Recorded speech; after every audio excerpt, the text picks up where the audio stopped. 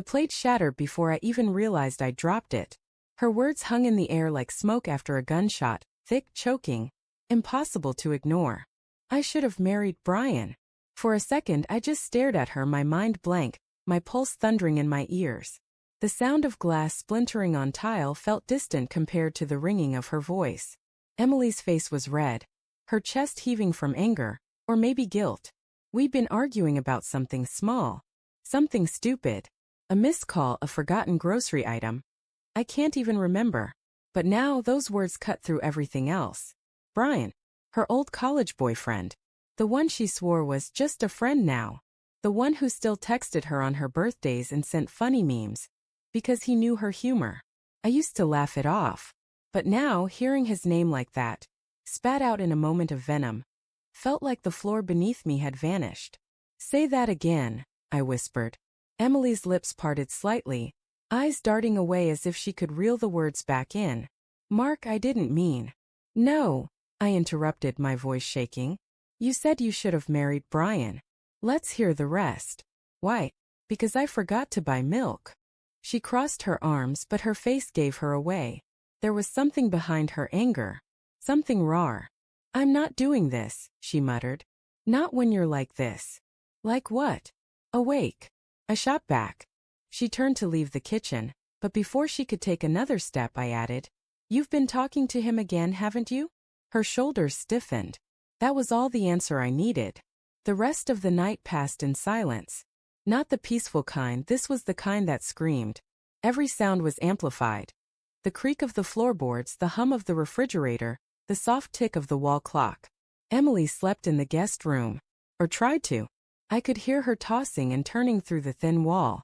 Meanwhile, I lay staring at the ceiling, my chest tight. The room felt colder than it had in years, as if the warmth had followed her down the hall. When I finally dozed off, it was to dreams of a man I hadn't met in over a decade, tall, confident, always smiling in photos. Bryan, the golden boy of her college years. The one who didn't want to settle down. I woke up before dawn and went downstairs to make coffee. The mug felt too heavy in my hands. Emily joined me around 7, hair messy, eyes red-rimmed. She sat opposite me without a word. The silence stretched until I couldn't take it anymore. Are you seeing him? Her head snapped up. What? No. Then why say his name like that? I told you it slipped out.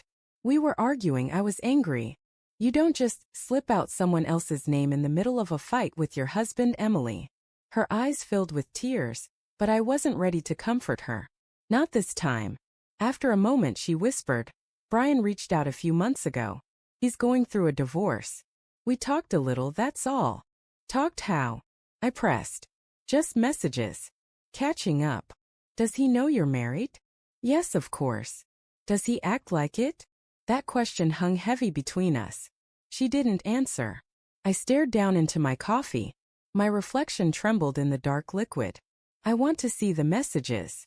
Her eyes widened. Mark, no. That's private. So's my marriage, I said quietly. 2 hours later, she finally handed me her phone. The conversation thread with Bryan, old friend grinning face with sweat, was long, months long. I scrolled through messages that started out innocuous enough. Jokes, catch-ups, photos of his kids. Then slowly they changed. Him. Remember that cabin trip senior year? Her God, yeah. You got us lost for 2 hours. Him, best 2 hours of my life. Her, stop. You're terrible. Him. Still think about you sometimes, Em. Her, Bryan. I stopped there, my stomach twisting. Her hand trembled as she reached for the phone. It wasn't physical, Mark. I swear. That's not the point, I said, my voice breaking. You let it happen. You opened the door. I was lonely, she cried. You've been distant for months. Always working, always tired. So your solution was to flirt with someone else? She buried her face in her hands, sobbing. I didn't mean for it to go that far. I missed feeling wanted. That word, wanted, hit harder than I expected. I wanted her every day. I just thought she knew. For days we circled around each other like ghosts. We said good morning and good night, but everything else was silence. I stopped touching her. She stopped trying to talk to me. And then came Friday night. We'd been invited to dinner at a mutual friend's house. Ethan and Claire. The kind of couple that still held hands after 15 years. I wanted to cancel, but Emily insisted. We need to act normal, she said. So I went. Halfway through dinner, when conversation drifted to old college stories, Claire laughed. Hey, remember Bryan? That guy who always brought his guitar everywhere? I ran into him at the mall last week. I froze. Emily did too. Oh really? Ethan asked. What's he up to now? Something in real estate, Claire said. He mentioned he still keeps in touch with a few old friends. Said you two talk sometimes, Em. The table went quiet. Emily's smile faltered. Yeah, sometimes. Claire's tone softened. He seemed different. Sad actually. Said he regrets how things ended back then. I set down my fork slowly. What do you mean? How things ended? Claire blinked. Oh, I just meant he said he broke things off badly. That he thought maybe he'd made a mistake. Emily's hand trembled. Her face had gone pale. When we got home, she didn't even make it through the door before I asked, did you know he feels that way? She swallowed. He told me. When? A few weeks ago. My heart dropped. And what did you say? Her eyes filled with tears. I said I didn't know. That part of me wondered too. The world went silent. I took a step back. You wondered. Mark. No. Don't you dare. I felt like shouting, but my voice came out barely above a whisper. You told another man you might have been happier with him. Do you understand what that does to me? Her lip trembled. It wasn't like that.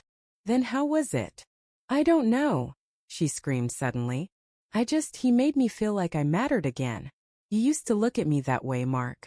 Before everything became bills and deadlines and empty dinners. I stared at her, chest heaving. And instead of talking to me, you went looking for validation from the one man who broke your heart before I picked up the pieces? That was when she said it again, louder this time, sharper. Maybe I should have married him. The words hit harder than before, like a blade finding its mark. But before I could even respond, a new voice spoke from behind us. Maybe you should have. We both turned. Bryan stood in the doorway. For a second I thought I was hallucinating. But no, he was really there, holding a small box, his face stunned. Emily gasped. Bryan, what are you? How did you? Claire invited me, he said flatly. I didn't know you'd be here. I just wanted to drop this off. Something of yours from college. He held up the box, then froze as the tension in the air registered. I heard what you said. Emily went pale. Bryan, I didn't mean. He cut her off, his expression unreadable. You said you should have married me. You really think that? She looked from him to me, trembling. Bryan, please. He took a slow step closer, eyes burning. Because I don't. You think I don't know what this is? You're scared. You want to run back to the past because it's easier than fixing what's in front of you. Don't talk to me like that, she snapped, voice breaking. He laughed bitterly. Like what? Like someone who still knows you better than you know yourself. He paused, then softened slightly. Emily, I'm not the one you want. You just want to feel something. And when you look at Mark, all you see is what you've lost, not what you still have. Tears streamed down her face now. Stop. Bryan shook his head. You don't need me. You need to figure out why you can't be honest with him or yourself. Then, without another word, he turned and walked out the door. Emily stood frozen for a moment, then bolted toward the bathroom, sobbing. The sound of the door slamming echoed through the house. I just stood there, numb. She didn't come out for nearly an hour. When she finally did, her eyes were swollen, and her hands shook as she spoke. Mark, I'm so sorry. I didn't answer. I don't want him, she said quietly. I don't even think I ever really did. I just got lost. I wanted to feel like I mattered again, and I thought he could give that to me. But he's right.